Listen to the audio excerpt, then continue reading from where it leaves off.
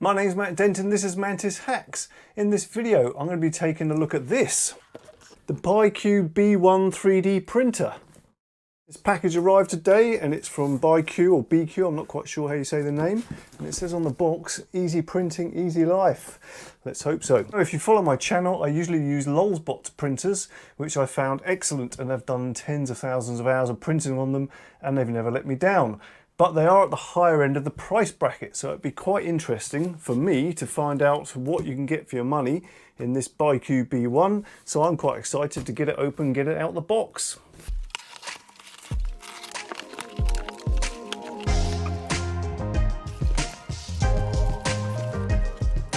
BIQU user manual, some PLA white filament, an SD card, a USB reader and a USB cable. Looks like some guide rails, aluminium section. A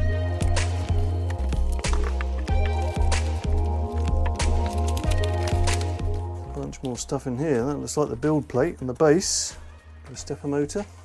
This rather funky pink anodizing. Another stepper motor.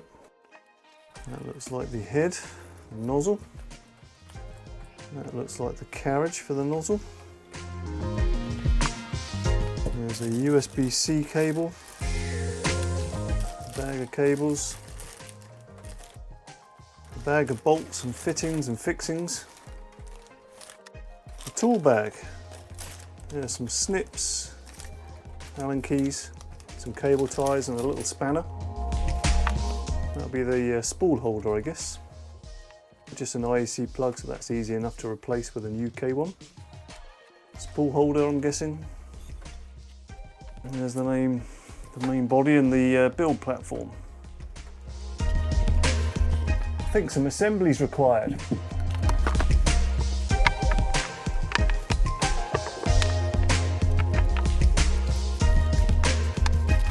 There's all the parts laid out and they're looking pretty nice, I've got to say. So I did just check on the machine, and in the side here there is a voltage selector and mine is set to 230 for the UK, so that's good.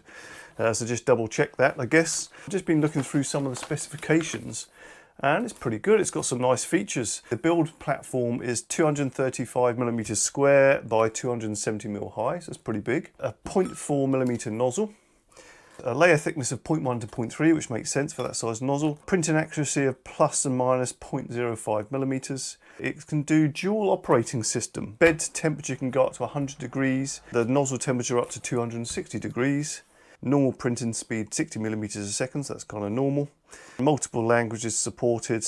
It's got power loss recovery and also a filament jam detection. It's also got one of these flexible steel beds, magnetic beds. Oh look, there we go. And you can print on both sides. I'm not sure what the surface is, whether it's a PEI surface or not, whether you can print straight onto it, but I quite like that. And then you can get your part off nice and easily. There is a calibration sensor that you can add, but I don't think that's standard as the part of the kit. Let's start building.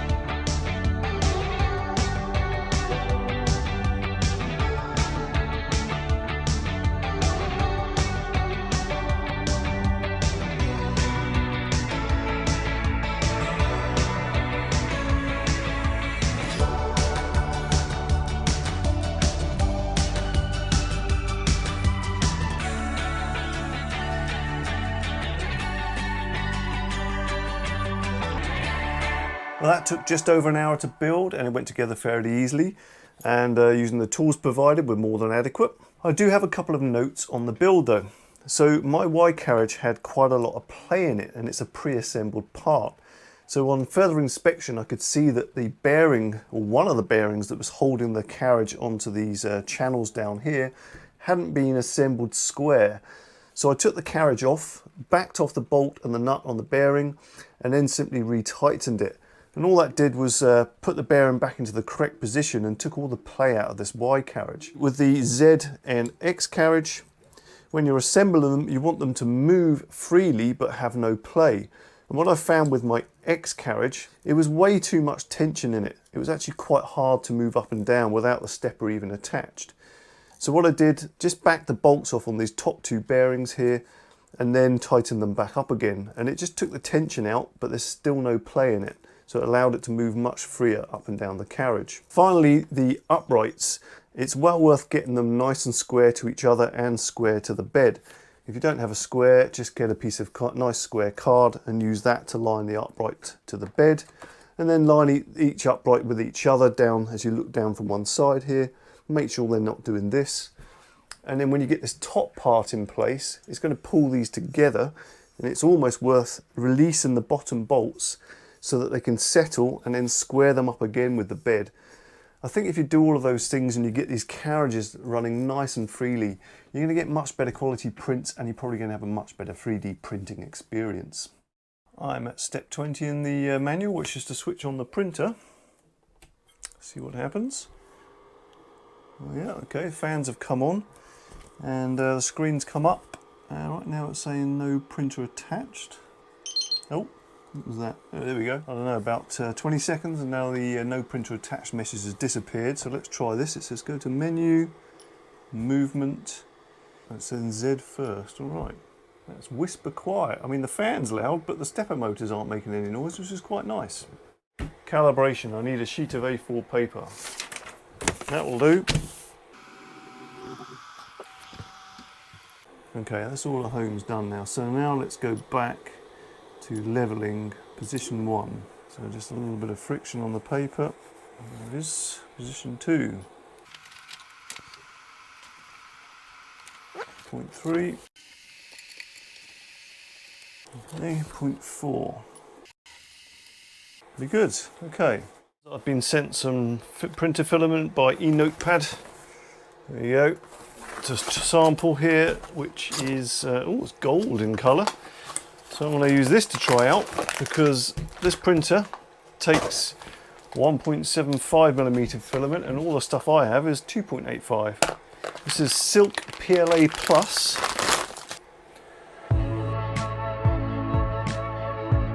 Loading the filament was fairly easy, so now it's time to try out a test print.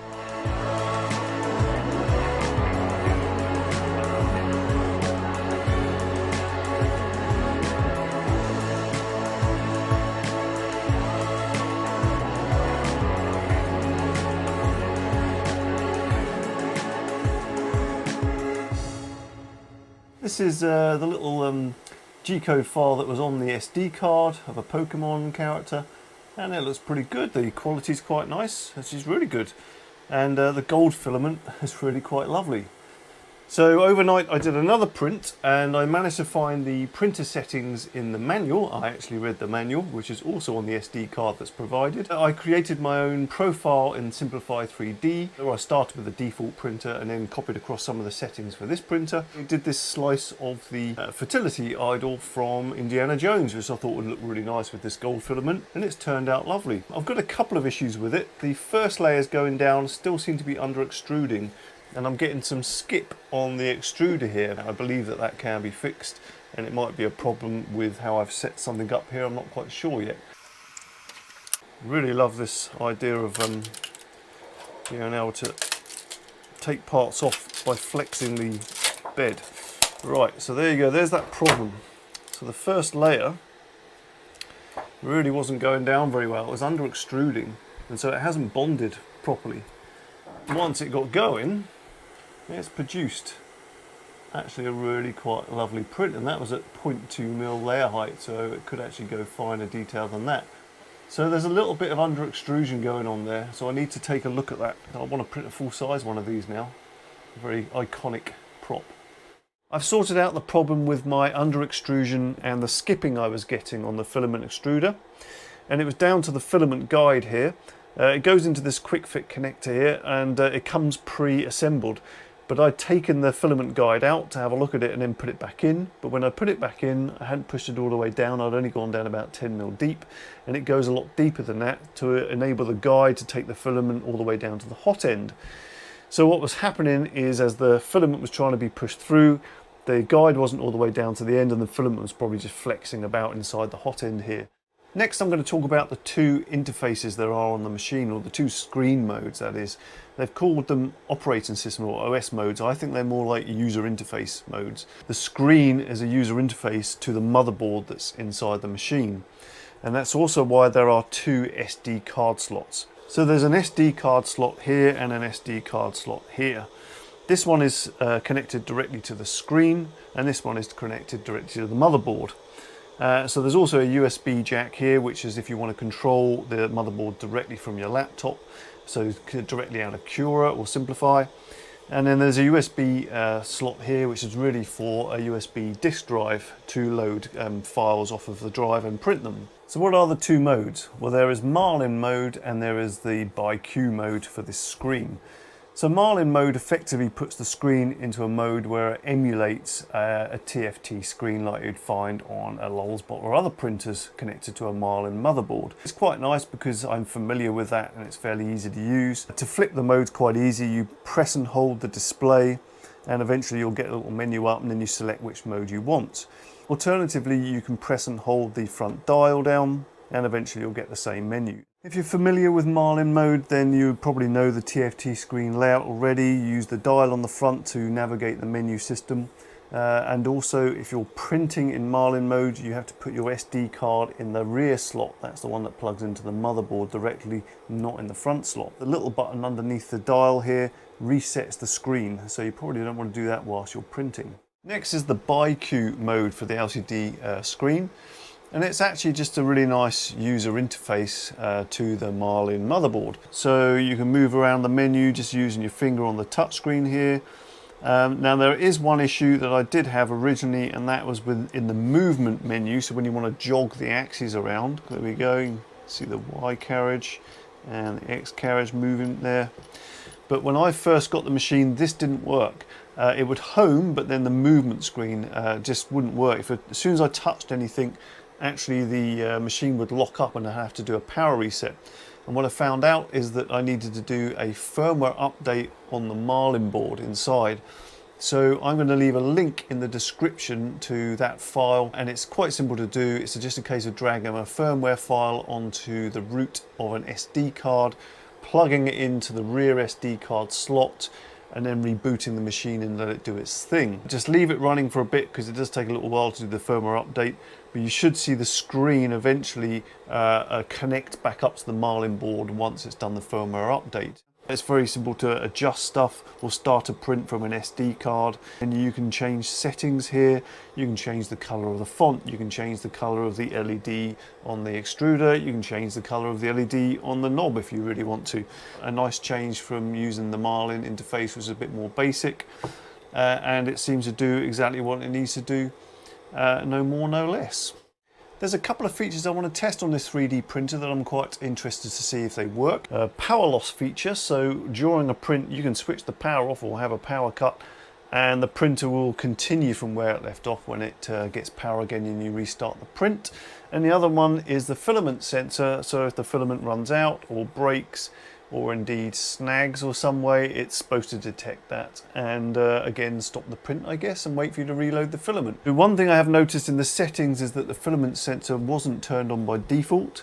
So I'm just going to go into the settings in here and then go to feature, scroll down a bit, and there's filament sensor is off at the moment. And there are three modes. There's off, on and smart. I'm going to leave it in smart mode. Right, print from SD card. There's a little bear print, let's try that one. Okay, it's very easy to use this interface and tune things whilst the print is running. So I'm just going to tune my print temperature because it's currently set at 190, and I know that this filament prints better at 215. So I'm just going to select the hot end there and increase my print temperature to 215. It's just heating up at the moment. Print has started. I'm just going to make sure that first layer goes down okay. And then leave it to run for a while before I test this filament jam sensor. We are 16 minutes and 10% into the print. Okay, let's see what happens when that filament runs out. Aha, warning, filament run out. Okay, there's a resume button. So presumably now I just manually change the filament. Let's have a look. So I'm guessing the easiest way to do this is actually to disconnect the filament guide at the front there. There we go. That's pulled the filament out of the hot end, and then release it from there. That's got it out. Put the filament guide back in, and then refeed some filament in. Let's try it. Resume. Let's give it that bit of filament. Filament run out. Okay, yes, we know. Well, it's quite a large blob. Oh, it's done it twice. That's interesting. Don't know what happened there. Still thinks it's run out. Let's try again. Resume. The filament is through the sensor, but it thinks that it's still got a run out. That was a bit of a fail. I'll have to speak to the support, I guess, and find out what that is. I don't know whether that's a firmware issue or what's going on there, but the filament sensor worked, and then it's almost like the sensor switch has been stuck on, but it's not, because I can see the sensor, the filament's gone in properly.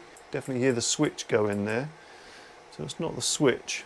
I shall email support and find out why that's not working. The next thing I'm going to do is get that print going again and try the power failure mode.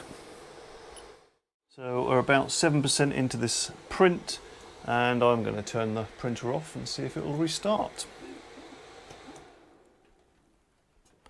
Well, one thing that's noticeable is that fan noise. It's probably playing havoc with my mic, so I apologise about that now.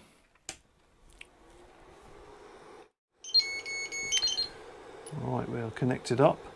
So now I go to print, SD card, and it's told me that it was doing a print already, so continue printing. Okay. I presume it's going to do some kind of a home of the X and Y axis, I don't know. Now it's lifted off the bed, okay, so it's doing an X axis home, yep. There's the Y axis home. And presumably it won't do a Z. So it looks like it's picked up exactly where it left off, but the cooling fans didn't come on, so I just switched those on manually. And that would have been a problem because the PLA wouldn't have been cooled properly, and the layers probably would have started to spread. But we'll leave it running for a bit, and I guess I could try it again a second go. We are up to 18% of the print done, and I'm going to do the same thing again. I'm going to turn the printer off and turn it back on again. Let's see how it does this time. Alright. Go to print, cards, yes, continue printing, okay. So it's heating up my nozzle again. Let's get rid of that bit. The fans have kicked in, okay. I'm pretty sure they didn't start before, but they are working this time. So it says on here that the fans are at 0%, but they are actually working there. So maybe it was just the screen hadn't updated. But it has started again, and it looks like it's working. Okay, well that's good. That feature works, and it's very nice to have a printer that can power off or lose power and continue on from where it left off. Well, in my opinion, and with the tests I've done so far, it's really very good. The print quality is excellent, and I can't really fault that. The features that it's got on it are really nice. This removable bed, magnetic bed, is excellent. The silent motors are great. The fan's a little noisy, but the motors are silent. The resume from power failure works really nicely. The filament sensor I have got an issue with, but that's probably a firmware upgrade, and no doubt that could be fixed. The user interface is really good, actually. Very intuitive to use, very responsive, yeah, very simple. The build quality is good, and it was easy to assemble, so I can't really fault it. At just under £200 right now on Banggood, and I'll leave a link in the description for that, it seems like a very good value for money printer. Yeah, I'm more than impressed with it, to be honest. The filament also very good. This is this Enotepad Silk PLA Plus light gold filament. I'm going to leave information in the description below as to where you can find the files to upgrade the firmware and the manual and what have you. It does all come on the SD card, but it's useful to have the links anyway. And the last thing I'm going to do is print a full-size version of this, so twice the size, which is probably a 24-hour print, and see how that turns out. And I'll leave any notes that I have on that in the description also. Obviously, leave your comments below as usual, and like, share, subscribe. Bye.